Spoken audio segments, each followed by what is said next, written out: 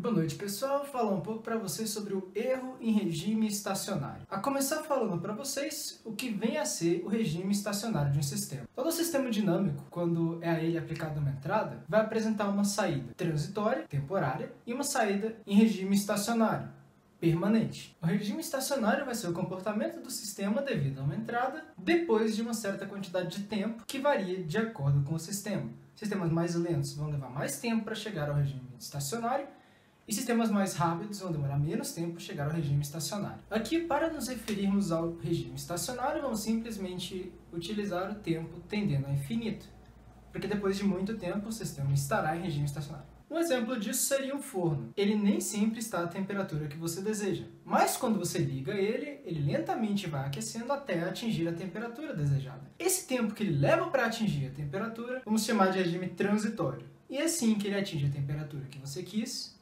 esse será o regime permanente do seu sistema. Então vamos tentar determinar o comportamento em regime estacionário desse sistema para uma entrada de 20 UDT. A maneira que nós sabemos até agora é pegar a entrada, fazer a transformada de Laplace dessa entrada e multiplicá-la pela nossa função de transferência. A gente separa por frações parciais e depois faz a transformada inversa de Laplace. Mas nós queremos a saída em regime estacionário, ou seja, em tempo tendendo a infinito. Então a gente faz o limite de t tendendo a infinito da expressão, que vai dar 4. Essa é a maneira convencional, a maneira que a gente sabe. Em vez de fazer tudo aquilo para determinar a saída em regime estacionário, vamos usar o teorema do valor final. Ele diz pra gente que o limite de t tendendo a infinito de uma expressão vai ser igual ao limite de s tendendo a zero de s vezes a transformada dessa expressão. Se a gente tentar usar a expressão y de s que a gente encontrou no problema, a gente encontra a resposta de uma forma muito mais rápida e fácil do que o caminho original. E aproveitando que eu estou aqui, esse é o teorema do valor inicial. Agora eu vou falar para vocês um pouco sobre o sinal de erro de um sistema. O erro de um sistema vai ser igual à referência R menos a saída Y. Porém, esse sistema está em uma configuração de realimentação. A saída Y vai ser dada por essa fórmula. E a gente chega nessa expressão para o sinal de erro do nosso sistema. Por questões de simplicidade, vamos primeiro trabalhar assumindo que a função h é igual a 1. Logo, essa é a nossa expressão simplificada para o sinal de erro. Agora eu vou falar um pouco para vocês sobre o tipo de um sistema. Para isso a gente precisa fazer uma distinção do que é uma referência e o que é uma perturbação. Uma referência é um sinal que o seu sistema tem que seguir. E uma perturbação é alguma coisa que está interferindo na saída do seu sistema, mas você não quer que ela interfira. Então você quer rejeitar essa perturbação. Para um sinal de referência, o tipo do seu sistema vai ser o número de polos em zero no caminho direto, da referência para a saída. E para o sinal de perturbação, vai ser o número de polos em zero no caminho direto anteriores aonde a perturbação está sendo aplicada. Nesse caso, ele só seria o número de integradores em G. Lembrando que a gente está, nesse caso, chamando a perturbação de W e a referência de R. Então, como exemplo, vamos determinar os tipos para a referência e para a perturbação de cada um dos três sistemas no quadro. Nesse primeiro sistema, temos 2 polos em zero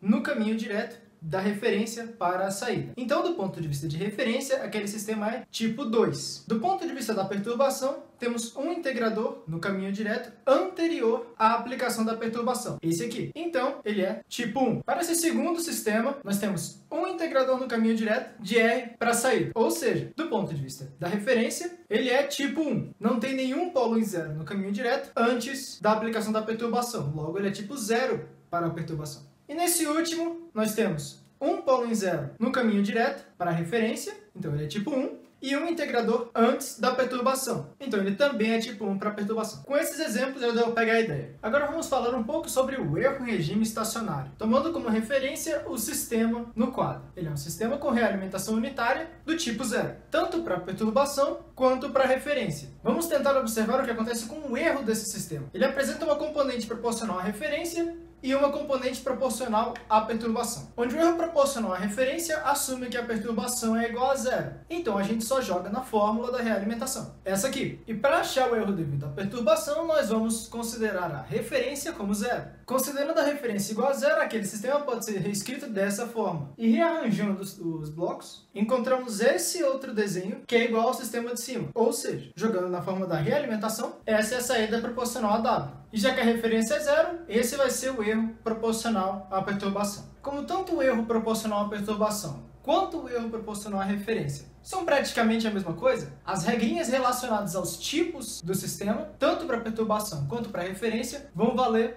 da mesma forma para os dois. Ou seja, o comportamento de um tipo 1 em relação à referência vai ser o mesmo para um comportamento do tipo 1 em relação à perturbação. Vamos então aplicar o teorema do valor final nessas expressões de erro para determinar o que acontece com o erro para um conjunto de 3 entradas. A começar pela entrada degrau. Do teorema do valor final, o valor de erro em regime estacionário do sistema vai ser dado por essa expressão, que vai ser igual a essa expressão. Como isso aqui é uma função contínua, a gente pode jogar o limite para dentro da expressão. Então, vamos reescrever a expressão da seguinte forma. Lembrando que para essa análise, G não tem polos em zero. Por não ter nem polos em zero, nem zeros em zero, esse limite vai dar um valor finito. Logo, essa função também vai dar um valor finito. Agora vamos ver o que acontece com a expressão do erro para uma rampa de referência, T ou de T. E fazendo a mesma coisa que a gente fez para um degrau de referência, chegamos nessa expressão para uma rampa de referência. Porém, esse limite, como ele é o limite de S tendendo a zero, de uma função que está sendo dividida por S, esse limite vai para infinito. Disso a gente tira que o erro em regime estacionário para uma rampa de referência é infinito. Ou seja, o sistema não consegue acompanhar uma rampa de referência. Vamos repetir o mesmo processo para uma parábola de referência. E da mesma forma que para uma rampa de referência, esse sistema também não consegue acompanhar uma parábola. Daqui podemos observar que, para uma entrada degrau, o erro de um sistema de tipo 0 é finito. Para uma entrada de rampa ou de parábola, o erro é infinito. Agora vamos observar o que acontece para um sistema de tipo 1. Pela fórmula da realimentação, obtemos essa expressão para o erro. Porém, multiplicando em cima e embaixo por S, encontramos essa expressão e, igualando os denominadores, encontramos essa expressão para o erro. Para achar o erro da perturbação, a gente vai usar a mesma lógica da última vez, mas onde era só G, aparece G sobre S. E mesma coisa, multiplica em cima e embaixo por S. E aí a gente encontra essa expressão para o erro proporcional à perturbação. Como na outra vez, o erro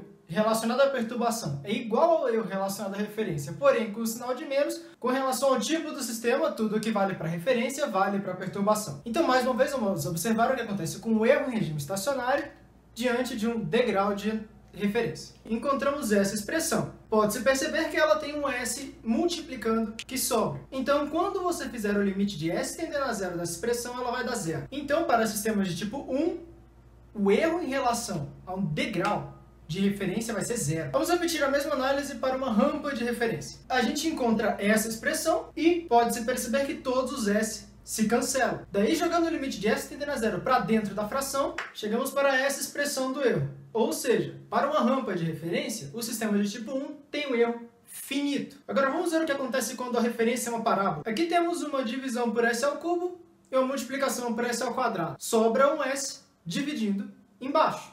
Quando você fizer o limite, ele vai para infinito. Disso, tiramos que um sistema de tipo 1 apresenta erro zero para uma referência degrau, erro finito para uma referência de rampa e erro infinito para uma referência de parábola. E finalmente, para um sistema de tipo 2, o erro vai ser dado por essa expressão, que é igual à expressão anterior, mas com S ao quadrado no lugar do S. Então, manipulando algumas variáveis, você vai chegar nisso. E da mesma forma, para o erro da perturbação, você só põe S ao quadrado onde era S antes. Novamente, vamos ver o que acontece com a saída para uma entrada degrau. E por sobrar S em cima multiplicando, esse limite vai para zero. Para uma rampa de entrada, sobra um S multiplicando, então isso aqui vai para zero. E para uma parábola de referência, todos os S se cancelam, sobra só 1 sobre G. Jogando o limite para dentro da fração, temos essa expressão para o erro para uma parábola de referência. Ou seja, um sistema de tipo 2 apresenta erro zero para um degrau de referência, erro zero para uma rampa de referência e erro finito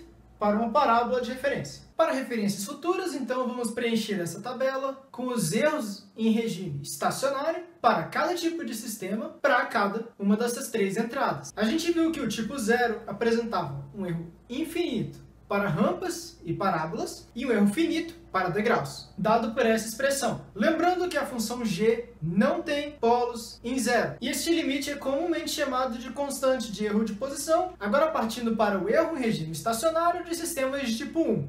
Ele apresentava erro zero para degraus, erro infinito para parábolas e erro finito para rampas, igual a essa expressão aqui. Lembrando mais uma vez que a função g não tem polos em zero. Para o sistema de tipo 1, que tem polos em zero no caminho direto, você simplesmente tira os polos em zero e usa o restante da função como se fosse g. E esse limite muitas vezes é chamado de constante de erro de velocidade. Agora partindo para os sistemas de tipo 2, ele apresenta erro zero para degraus, e rampas e erro finito para parábolas, dado por essa expressão. Lembrando mais uma vez que G não tem polos em zero. E esse limite aqui é muitas vezes chamado de constante de erro para aceleração. Determinamos as expressões para erro em regime estacionário para vários sistemas com realimentação unitária. Vamos ver o que acontece nesse sistema com realimentação não unitária. Vamos impor apenas uma condição sobre H, e é que o limite de S tendendo a zero de H é igual a 1. Aí a gente pega a expressão do erro, separa em uma parte que